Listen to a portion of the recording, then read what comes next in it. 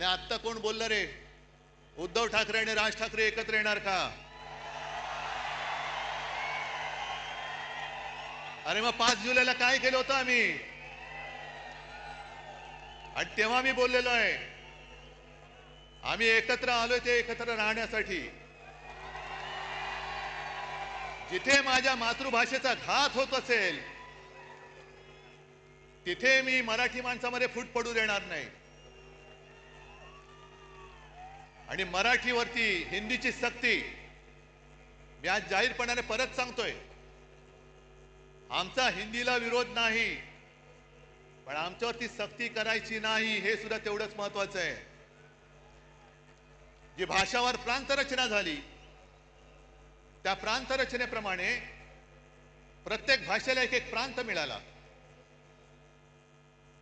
मग गुजराती लोकांना गुजरात मिळालं, बंगाली लोकांना बंगाल मिळालं, कानडी लोकांना कर्नाटक मिळाला, तमिळ सगळंच मिळालं, राजस्थान असेल, मध्य प्रदेश असेल, झारखंड असेल. तसा मराठी भाषेला महाराष्ट्र मिळाला. भाषावर प्रांतरचना झाल्यानंतर प्रत्येक राज्याला राज्याचं सरकार मिळालं, राज्याची राजधानी मिळाली.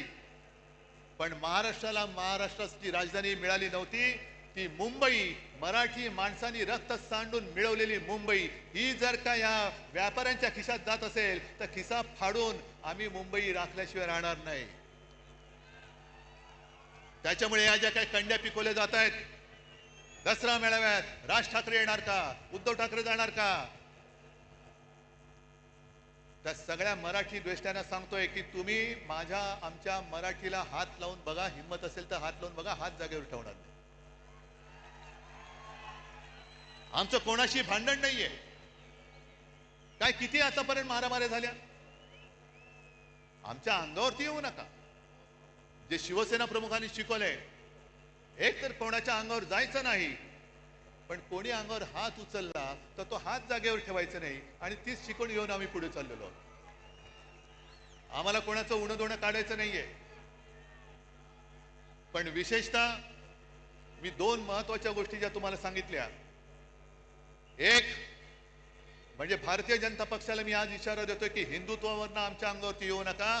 तुमच्या सगळ्या टोप्या घातलेले फोटो मी त्याचं प्रदर्शन लावल्याशिवाय राहणार नाही.